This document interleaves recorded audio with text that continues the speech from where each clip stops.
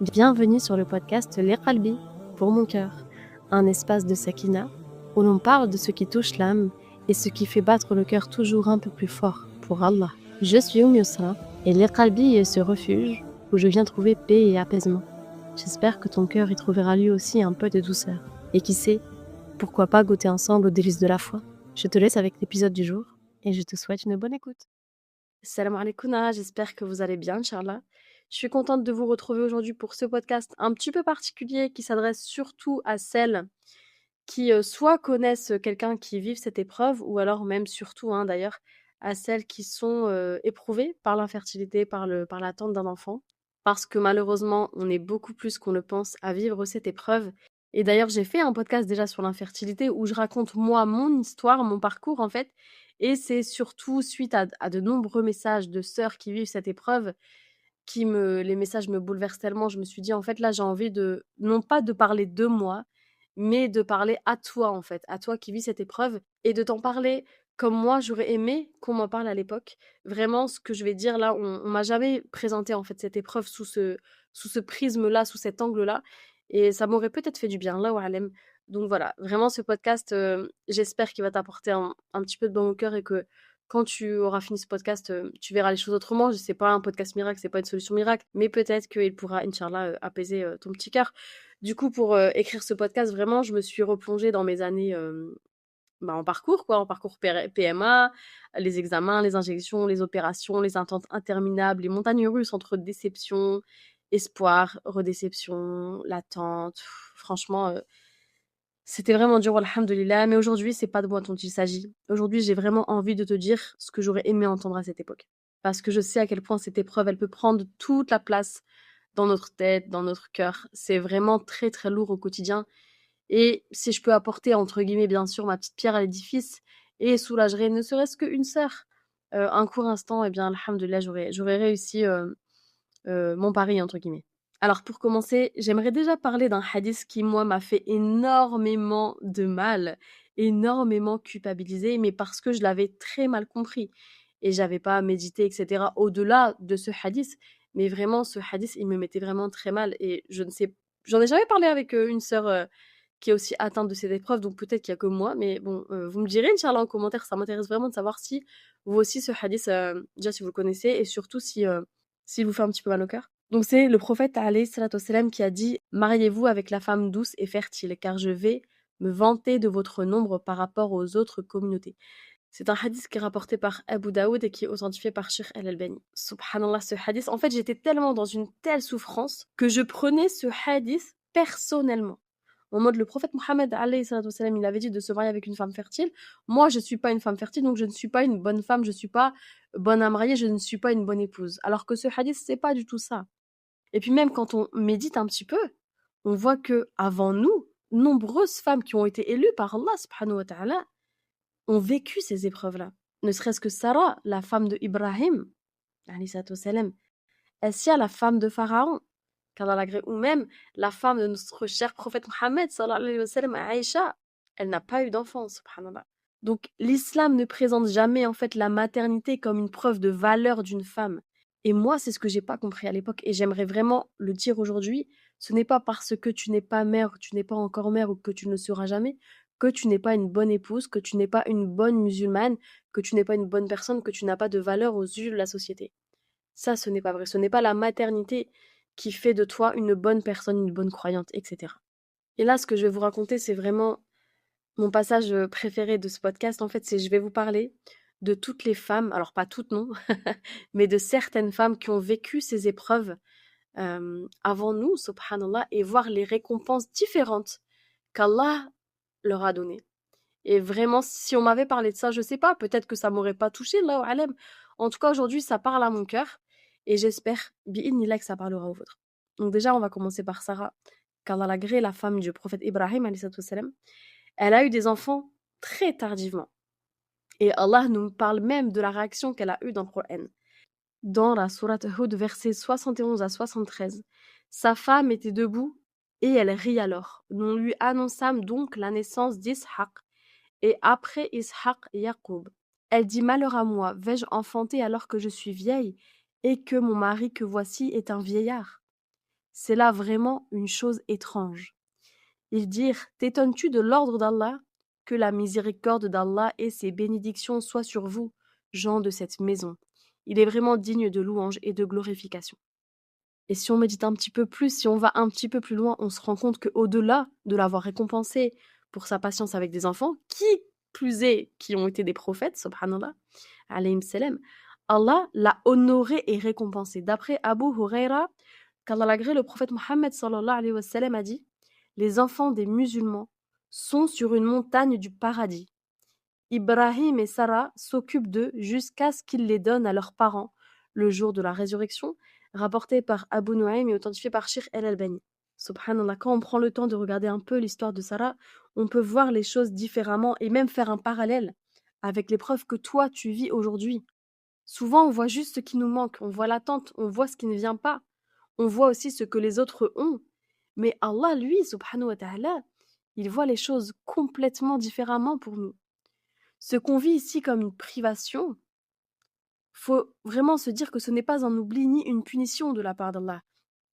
Déjà de un, parce que Allah il éprouve ceux qu'il aime. D'après Anas ibn Malik, qu'Allah l'agré, le prophète Mohammed alayhi salam a dit: certes, la grandeur de la récompense va avec la grandeur de l'épreuve.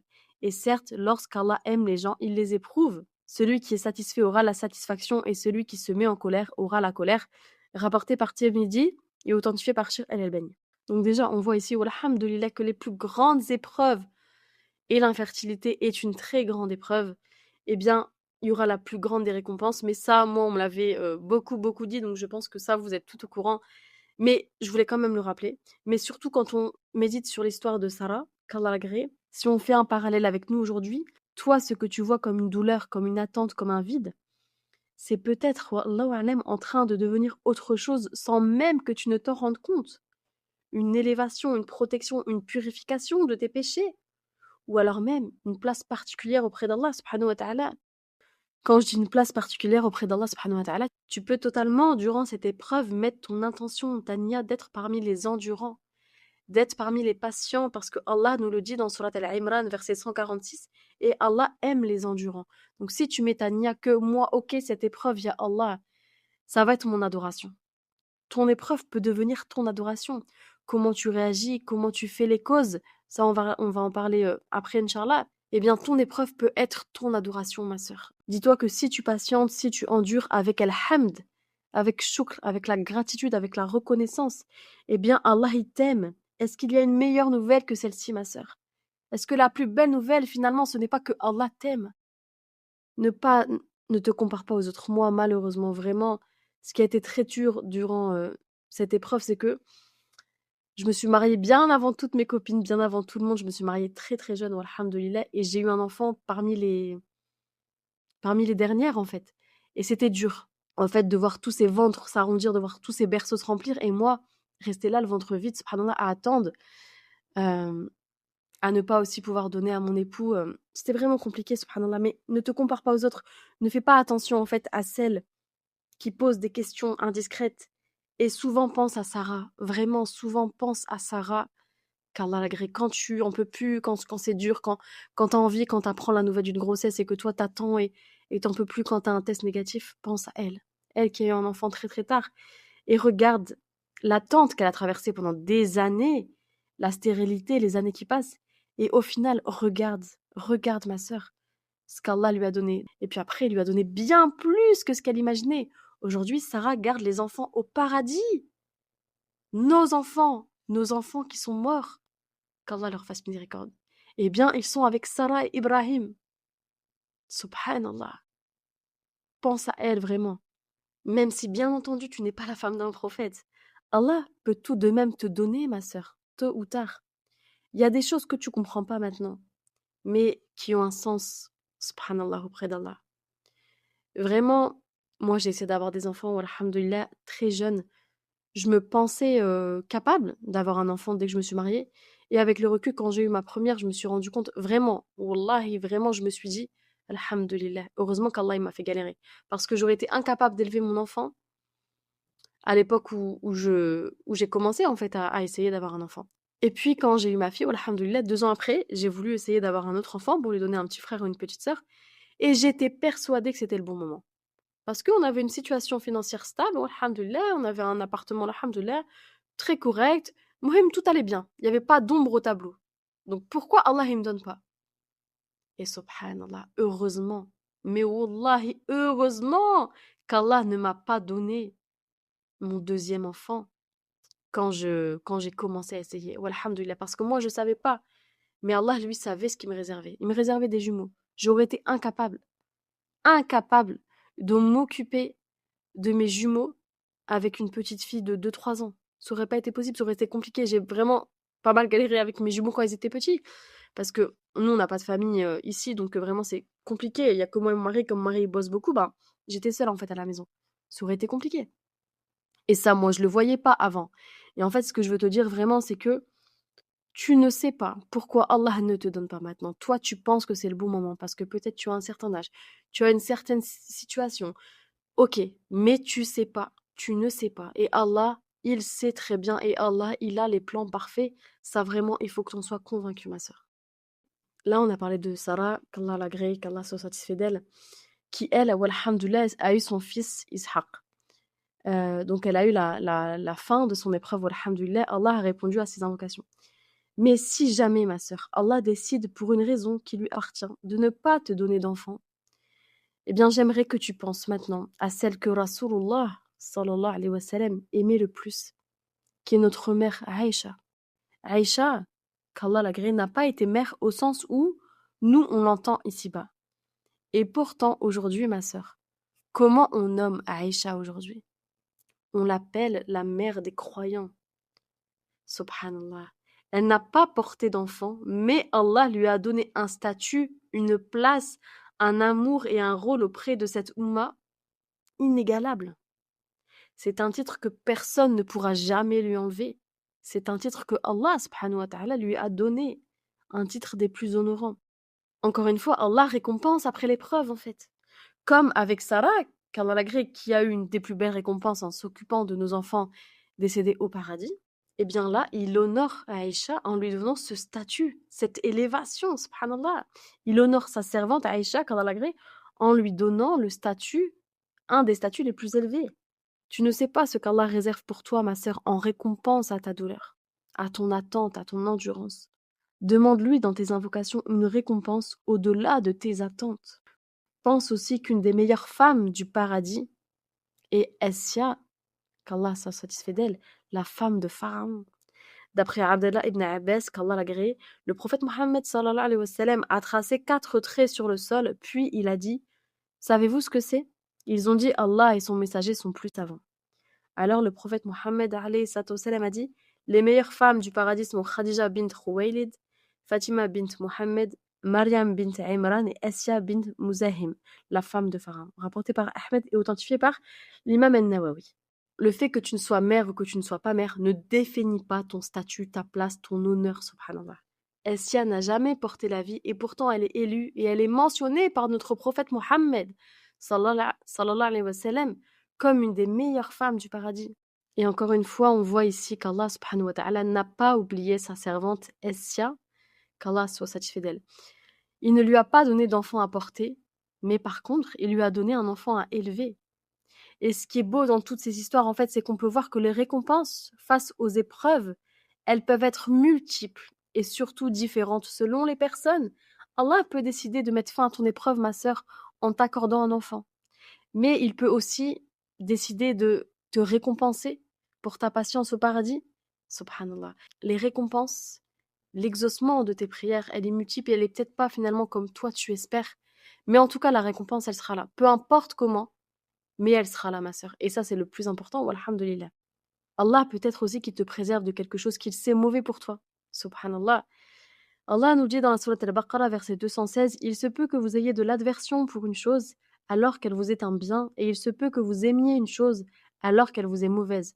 Allah sait tandis que vous ne savez pas. » Et vraiment, mes sœurs, avec le recul que j'ai aujourd'hui, je peux vous dire que le moment où je priais beaucoup pour mes enfants, que ce soit ma deuxième, que ce soit ma première, pardon, ou que ce soit pour avoir un deuxième enfant, c'était vraiment pas le bon moment. C'était pas le bon timing, en fait. Et Allah, subhanahu wa ta'ala, il le savait. Et c'est quand j'ai eu mes enfants que je me suis dit, ouais, ok, en fait, vraiment, Allah, il a fait ça au timing parfait.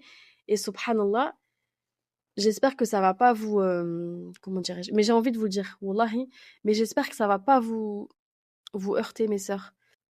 Là, c'est très facile de dire ça aujourd'hui. C'est extrêmement facile de dire ça aujourd'hui. Mais aujourd'hui, je dis walhamdulillah qu'Allah m'ait accordé cette épreuve de l'infertilité parce que j'ai été assez éprouvée aussi avec mes enfants. J'ai eu 3 enfants très rapprochés, walhamdulillah. J'ai eu 3 enfants en moins de 2 ans, donc j'ai eu des jumeaux. Très rapidement après les jumeaux, je suis tombée enceinte de ma quatrième du coup. Et en fait, si Allah m'avait donné mes enfants comme moi je l'ai demandé, mais ça aurait pas été possible.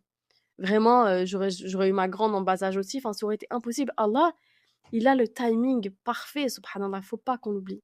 Donc toi, peut-être que tu invoques, tu demandes, etc. Mais tu sais pas ce qu'Allah te réserve, des jumeaux, des triplés. Peut-être qu'il sait que là, c'est pas le moment, il y a quelque chose qui va t'arriver, tu pourras pas, un membre de ta famille aura besoin de toi, tes parents, tu vas déménager avec ton mari.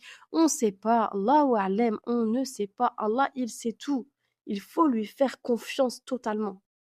Et aussi avec le recul et avec le tawakkul tel que je le ressens aujourd'hui, je peux vous dire que la solution, non pas la résolution de mon épreuve, parce que ça c'est uniquement Allah subhanahu wa ta'ala qui la détient, mais la solution à ma plus grande peine, elle était vraiment dans ma relation avec Allah subhanahu wa ta'ala. Vraiment, ça, j'en ai pas pris soin en fait, quand j'étais éprouvée par l'infertilité. Et ça a tellement meurtri mon cœur, je suis devenue l'ombre de moi-même, vraiment. J'étais dans la religion, mais j'étais pas proche d'Allah subhanahu wa ta'ala. Et voilà, et je l'ai très mal vécu. Vraiment, je désespérais total et j'étais tout le temps triste et j'étais pas heureuse et je ne pensais qu'à ça. En fait, c'était une obsession, c'était une obsession. Mais si j'avais mis toute mon énergie dans les causes religieuses plus que dans les causes médicales, eh ben, je peux vous dire que mon cœur, il aurait été bien, bien, bien, bien plus serein, subhanallah. Ne jamais, jamais, jamais désespérer. Rappelle-toi, ma sœur, que tes invocations peuvent changer ton destin. Et ça, à l'époque, je ne connaissais pas ce hadith. Et si on m'avait dit ça, eh ben, j'aurais peut-être eu un petit peu plus d'espoir. D'après Taouban Kalalagré, le prophète Mohammed sallallahu alayhi wa sallam a dit: ne repousse le destin que l'invocation et ne rajoute dans le terme de vie que le bon comportement avec les parents, rapporté par El-Hakim et authentifié par Shir El-Albani. Donc, ma sœur, prends ton destin en main, ma sœur, fais toutes les causes religieuses possibles, au même titre que tu fais les causes de cette dunya. Les causes que tu peux faire, c'est comme je l'ai dit précédemment, déjà ne cesse de demander à Allah. Toujours, toujours, toujours, tu demandes. Et surtout, ne te précipite pas. Qu'est-ce que ça veut dire ne te précipite pas? D'après Enes Karlalagré, le prophète Mohammed a dit: le serviteur ne cesse d'être dans le bien tant qu'il ne se précipite pas. Ils ont dit: ô messager d'Allah, comment est-ce qu'il se précipite? Le prophète a dit: il dit: j'ai invoqué mon Seigneur, mais il ne m'a pas exaucé. Rapporté par Ahmed et authentifié par Sheikh Al-Albani. Un autre hadith d'après Abu Huraira, quand le prophète Mohammed a dit: l'un d'entre vous ne cesse d'être exaucé, tant qu'il ne s'impatiente pas en disant: j'ai invoqué mon Seigneur, mais il ne m'a pas exaucé. Et dans une autre version de Muslim, on ne cesse d'exaucer le serviteur tant qu'il n'invoque pas pour un péché ou pour rompre les liens de parenté, et tant qu'il ne s'impatiente pas. On demande au messager d'Allah: qu'est-ce que l'impatience? Alors le prophète Mohammed a dit: j'ai invoqué et invoqué, mais je ne me vois pas exaucé. Il se lasse alors et abandonne l'invocation, rapportée par El-Bukhari et Muslim. Donc l'erreur à ne pas faire, c'est de se plaindre en fait, de dire: j'ai demandé, mais Allah il m'a pas encore donné. Ne dis pas ça, parce que ça, on voit que ça peut même bloquer ton invocation. Et puis ne cesse de demander à Allah. Allah ne se lasse pas, donc demande-lui en fait. C'est pas redondant, c'est pas répétitif. Non, il faut que tu lui demandes. Et surtout, Allah il aime ça. Au plus tu lui demandes, au plus Allah il aime, parce qu'il voit que, en fait, tu espères toujours, parce que si tu demandes plus, c'est que ça y est, t'espères plus, tu lâches l'affaire.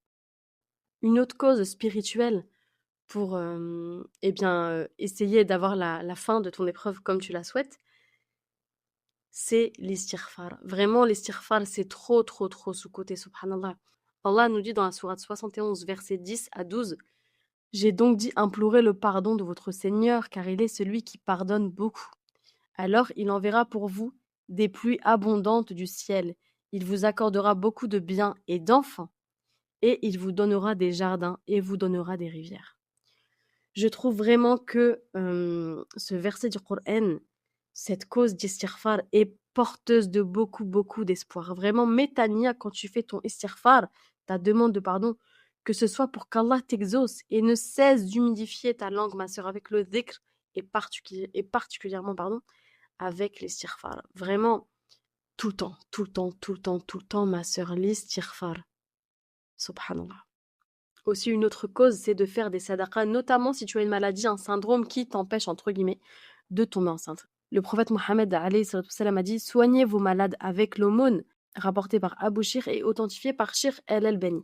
Donc vraiment, les sadaqas, pareil, tu mets ta nia quand tu fais ta sadaqa, que ce soit pour guérir de ta maladie, de ton syndrome, pour que Allah te permette en fait de t'exaucer tes invocations les plus précieuses pour avoir un enfant. Et puis bien sûr, une cause, et quelle cause, subhanallah, il faut se donner les moyens d'atteindre nos rêves. Et là, donc là je te parle de la fertilité, mais en vérité c'est pour tous nos rêves, subhanallah, avec tahajjud. Allah nous dit dans la sourate 73, « Lève-toi la nuit, sauf une petite partie, ou bien prie la moitié de la nuit, ou un peu moins, ou un peu plus. » Ces versets sont tirés de la sourate Al-Muzammil. Le Qiyam al-Layl a été une obligation au début de l'islam.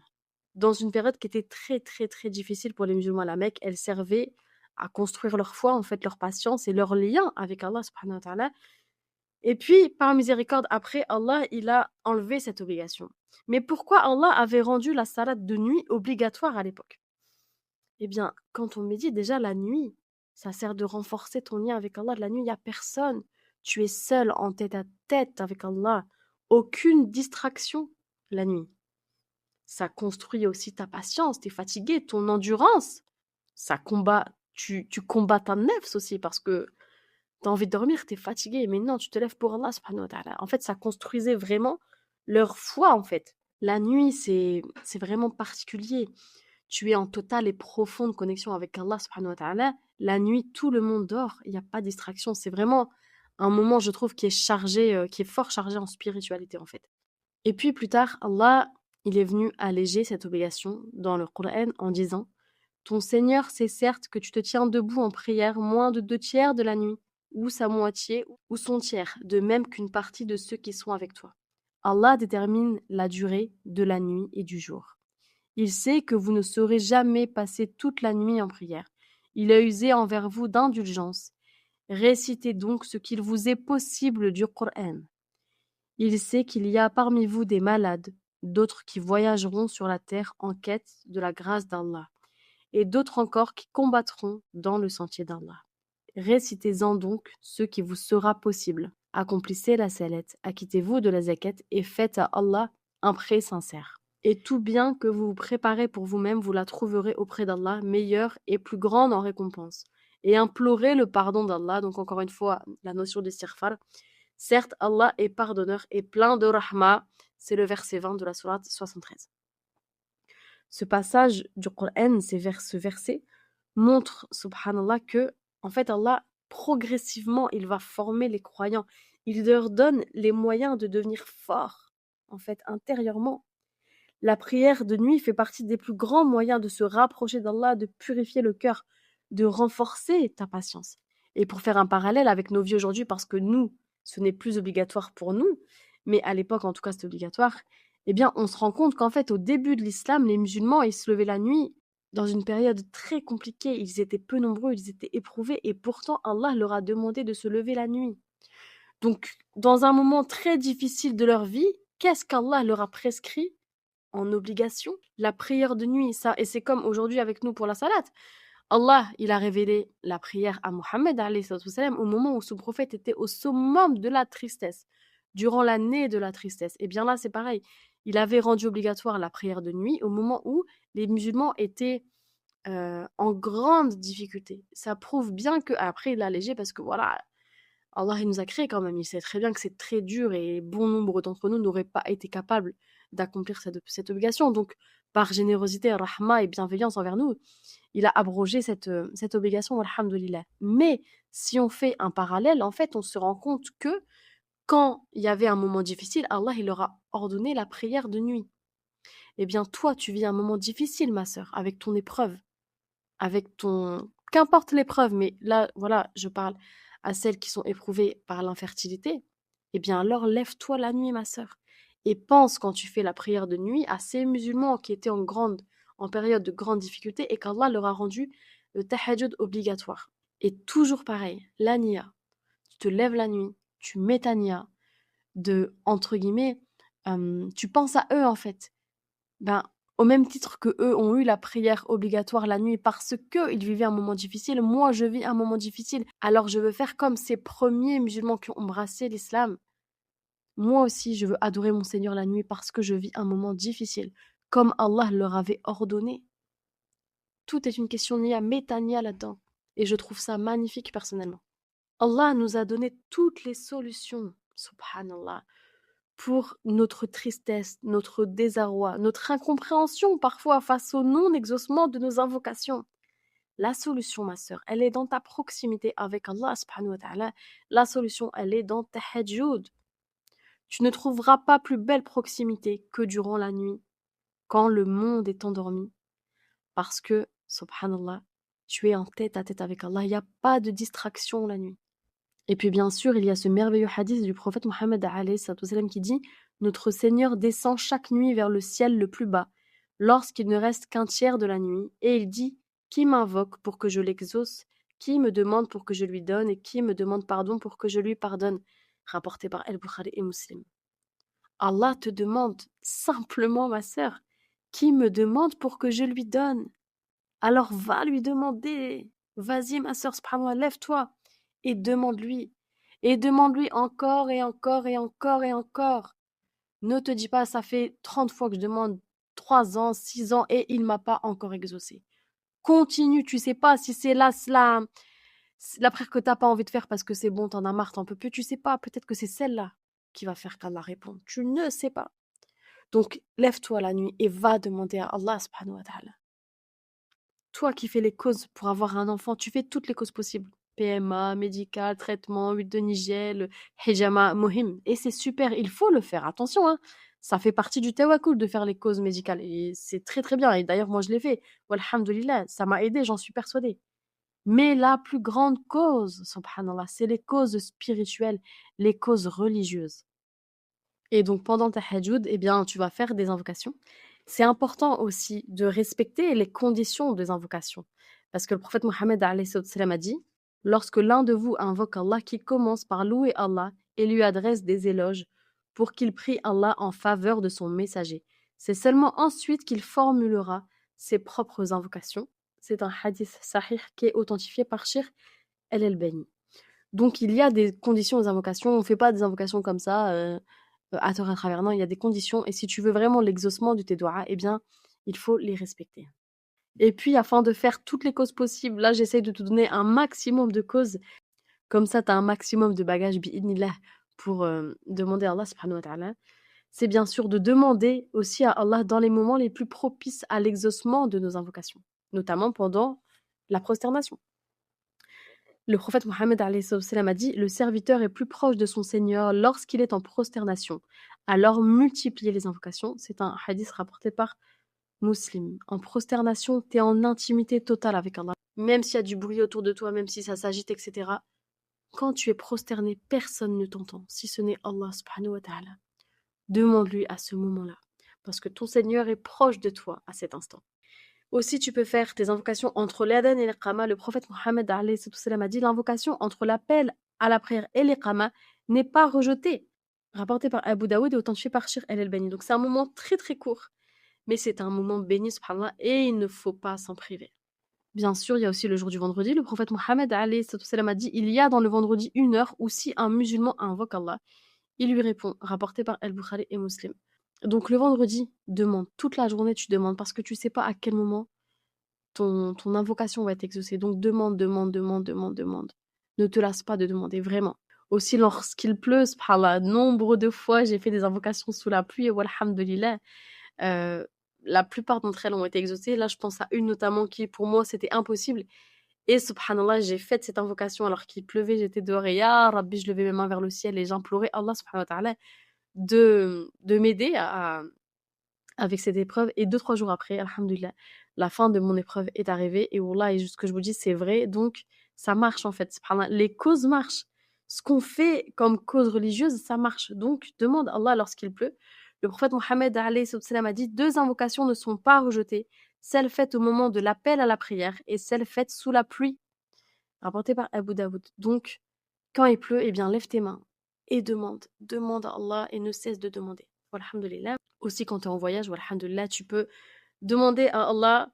Et aussi, quand tu jeûnes, d'après Anas ibn Malik, qu'Allah l'agrée, le prophète Mohammed alayhi salam a dit il y a 3 invocations qui ne sont pas repoussées, l'invocation du père, l'invocation du jeûneur et l'invocation du voyageur, authentifiée par Shir al-Albani. Donc, subhanallah, il y a énormément de moments où nos invocations seront exaucées. Et si tu fais à chaque fois, à chacun de ces moments, des invocations, Inch'Allah, si Allah il veut, il va t'exaucer, ma sœur. Bien sûr, pendant Laylatul Qadr, bon, ce n'est qu'une fois par an, mais j'ai envie de dire, c'est la nuit la plus puissante de l'année, donc faut y aller, quoi. Et puis, ce que tu peux dire aussi, c'est l'invocation de notre prophète Zakaria. C'est vrai que j'ai pas encore parlé du prophète Zakaria, alayhi salam, mais il a dit dans la sourate Al-Imran, verset 38, alors Zakaria prie son Seigneur et dit, ô mon Seigneur, donne-moi venant de toi une excellente descendance, car tu es celui qui entend bien la prière. Le prophète Zakaria, subhanallah, il était lui aussi très âgé et sa femme aussi. Et pourtant, ce qu'on voit ici, c'est que il n'a pas désespéré. Il ne s'est pas dit, ça y est, je suis vieux, ma femme, elle est vieille, c'est foutu. Non, il a continué d'espérer et de demander à Allah. Et bien, de la même manière, toi, ma sœur, cesse de demander. Et si ça n'arrive pas, comme toi, tu le désires, eh bien, subhanallah, rappelle-toi de ces femmes élues qui, elles aussi, n'ont pas eu d'enfants, mais qui pourtant ont eu des immenses récompenses. C'est vrai que nous, on n'est pas des femmes de prophètes, on n'est pas des femmes élues comme celles qu'on voit ici dans le Coran, mais ça ne veut pas dire qu'Allah ne peut pas nous donner à nous aussi. Surtout, il ne faut pas se dire « Ouais, mais ça, c'était un autre temps, c'était pour les pieux, c'était des gens exceptionnels, etc. » Parce que ce qu'il faut se rappeler, c'est que Allah, lui, il n'a pas changé. Le même Dieu, le même Seigneur qui a donné à Sarah un enfant après des années, c'est le même Allah que tu implores toi aujourd'hui. Le même Dieu qui a élu Aïcha, mère des croyants, c'est le même Allah que tu pries aujourd'hui. Le même Créateur qui a élu Essia parmi les meilleures femmes du paradis, c'est le même Allah que tu invoques aujourd'hui, ma sœur. Et le même Allah qui a répondu à Zakaria alors qu'il était très âgé et qui lui a donné un enfant, eh bien, c'est le même Seigneur que toi tu invoques aujourd'hui. Allah, lui, n'a pas changé. Donc garde le bon soupçon, ne cesse de demander, ma sœur. N'oublie jamais que Allah peut te donner à n'importe quel moment. On a vu des femmes, subhanallah, avoir des enfants très tardivement. Rien n'est impossible pour Allah, subhanahu wa ta'ala. Rien du tout. Allah, des fois, il ouvre des portes que personne n'attendait. Si moi, on m'avait dit que j'aurais eu 3 enfants très rapprochés, mais j'y aurais jamais cru. Je vais vite fait en parler parce que ça peut peut-être donner espoir. Après, voilà, je vous invite à aller écouter mon podcast de l'infertilité à l'inattendu, qui est dispo sur ma chaîne, vous allez mieux comprendre. Mais subhanallah, eh bien, Allah, il a ouvert des portes que je pensais même pas possible. Donc ma grande, je l'ai eue donc sous PMA, walhamdulillah. Après, j'ai eu mes jumeaux et ce qui est miraculeux et extraordinaire, c'est que en fait, j'étais en parcours PMA, donc j'allais faire une FIV. Et donc on me transfère un embryon. Et puis lors de l'échographie, j'ai 2 embryons. Et les embryons n'étaient pas au même stade. Donc on en a conclu, les médecins en ont conclu, vu qu'on m'en a implanté un seul, et en plus ils n'étaient pas dans la même poche, je suis tombée enceinte naturellement d'après les calculs 5 jours avant ma FIV. J'ai fait ma FIV, la FIV après, walhamdulillah, et je suis tombée enceinte aussi, subhanallah. Donc ça, c'est un miracle. Et d'ailleurs, ma gynécologue m'a dit qu'elle n'avait jamais vu ça. Bref, et aussi, ma dernière en fait. Ma dernière, je suis tombée enceinte naturellement, sans traitement. Moi qui ai galéré à faire des FIV, comment on appelle ça? Je sais même plus, subhanallah. Des inséminations, des injections, et ça prenait jamais. Et je me suis fait opérer, je pense, 4-5 fois parce que ça marchait jamais. On a dû me faire un drilling ovarien parce que mes ovaires, ils répondaient pas. Oui, mais c'était très compliqué. Mes ovaires, pardon, ils ne répondaient même pas aux stimulations ovariennes. Pour vous dire. C'est même pas, je pouvais essayer d'avoir un enfant, je faisais des FIV et ça prenait pas. Mes ovaires, ils répondaient même pas. Donc, j'arrivais même pas à la phase où j'arrivais à avoir des follicules, etc. Subhanallah. C'est dingue que après, un an après, subhanallah, je suis tombée enceinte de ma dernière. En fait, Allah, vraiment, il ouvre des portes que toi, tu penses que c'est impossible. Eh bien, Wallah al-Adim, Allah, il est capable de tout. Subhanallah. Et non, ça n'arrive pas qu'aux autres. Je ne sais pas si je lis dans tes pensées, mais moi, c'est ce que je me disais avant. Ça arrive qu'aux autres. Eh bien non, ça n'arrive pas qu'aux autres. Faut pas se dire: «Moi, de toute façon, je suis pas assez pieuse, je suis pas assez bien pour Allah, ça m'arrivera pas». Attention, parce que là, on peut rentrer dans le péché, d'avoir le mauvais soupçon sur Allah subhanahu wa ta'ala et de désespérer de la miséricorde d'Allah.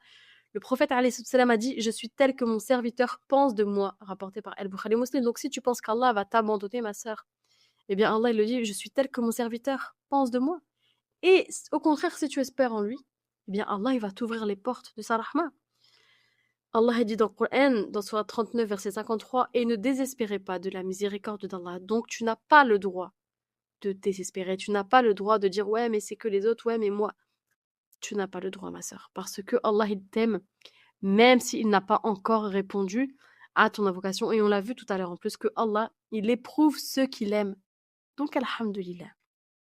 Et puis pour finir ce podcast, je ne pouvais pas ne pas parler des magnifiques noms et attributs de notre Créateur, Allah subhanahu wa ta'ala. Je vais t'en donner quelques-uns qui, moi, me parlent, mais subhanallah, tu peux l'invoquer par ces 99 noms. Mais moi, ceux que j'ai retenus pour bien l'exaucement de nos invocations, déjà, El-Mujib. El-Mujib, c'est celui qui exauce les prières. Donc, tu peux lui demander qu'il exauce tes prières. Ya Mujib, exauce mes doigts les plus sincères, les plus précieuses à mon cœur, Ya Mujib. Tu peux aussi demander à Razaq, celui qui accorde toute subsistance, et les enfants font partie de ton rizq. Donc demande à Razaq. Et on a vu tout à l'heure en plus que les invocations changent le destin. Donc vas-y, demande à Razaq de changer ton destin, subhanallah, avec des enfants. Tu peux aussi demander à El-Wahhab, le grand donateur. El-Wahhab, c'est celui qui donne sans compter, sans limite. Alors vas-y, il n'y a pas de limite avec Allah subhanahu wa ta'ala. Tu peux demander grand. Tu peux tout demander. Franchement, pourquoi s'en priver? Tu peux demander, bien sûr, aussi à Al-Qadir, le capable, celui qui peut rendre toute chose possible, même quand toi, tu penses les choses impossibles, comme moi, subhanallah, pour moi, c'était impossible qu'il m'arrive ça. Subhanallah, Allah, il a rendu l'impossible possible avec moi. Tu peux dire, Ya Qadir, toi qui peux tout, accorde-moi ce qui me semble impossible. Tu peux aussi demander à Al-Fatah, celui qui ouvre. Al-Fatah, c'est celui qui ouvre les portes fermées. Ya Fatah, ouvre-moi cette porte de la maternité. Tu peux faire tes plus belles invocations avec les noms d'Allah, alhamdulillah. Bien sûr, Ar-Rahman Rahim. Ya Rahman, Ya Rahim, par ta miséricorde, accorde-moi ce que mon cœur espère. As-Sami', celui qui entend tout. Ya Sami', toi qui entends tout. Toi qui entends ce que mon cœur te réclame dans les larmes, dans les cris que mon cœur hurle mais que personne entend. Sauf toi, Ya Sami'. Exauce-moi. Voilà, je vais m'arrêter là sur ces belles paroles avec les noms d'Allah, subhanahu wa ta'ala. Mais n'oublie jamais, ma sœur, que parfois les réponses d'Allah ne ressemblent pas toujours à ce qu'on avait imaginé. Mais en tout cas, elles sont toujours pleines de sagesse. Alhamdulillah, ça, il faut vraiment ne jamais l'oublier, qu'il y a une sagesse. Tu la vois pas. Encore. Mais garde le bon soupçon sur ton Créateur. Et puis, je vais adresser un dernier mot pour celles qui connaissent quelqu'un qui vit cette épreuve. Ne posez pas de questions. Cessez la curiosité malsaine. Envoyez-lui ce podcast qui pourra peut-être, Inch'Allah, lui faire un peu de bien. Et se rappeler surtout de ce hadith d'après Abu Huraira, qu'Allah l'agrée, le prophète Mohammed alayhi salatu wassalam a dit « Fait partie du bon islam de la personne le fait qu'il délaisse ce qui ne le concerne pas », rapporté par Tirmidhi et authentifié par Cheikh Al-Albani. Donc, si ça te regarde pas, subhanallah, demande pas. Et à la limite, si vraiment ça te préoccupe, t'es inquiète, etc., fais dua, demande à Allah subhanahu wa ta'ala pour ta sœur. Mais c'est tout. Pas plus loin parce que franchement, c'est vraiment pesant. Donc voilà, j'espère que ce podcast t'aura plu. Il enlèvera certainement pas ta peine. Il va pas résoudre ton épreuve, mais peut-être qu'il changera un peu au moins comment tu la portes et que tu auras plein de nouvelles intentions, j'espère en tout cas, Inch'Allah. Je demande à Ar-Razaq de t'accorder une belle descendance pieuse, qu'El Mujib exauce tes plus précieuses invocations, qu'Allah Shakur te récompense pour ta patience et t'accorde les plus belles récompenses, ma sœur, comme il les a accordées à ces femmes avant toi qui ont vécu elles aussi ces épreuves. Je vous dis à très bientôt, Inch'Allah. Assalamu alaikum wa rahmatullahi wa barakatuh.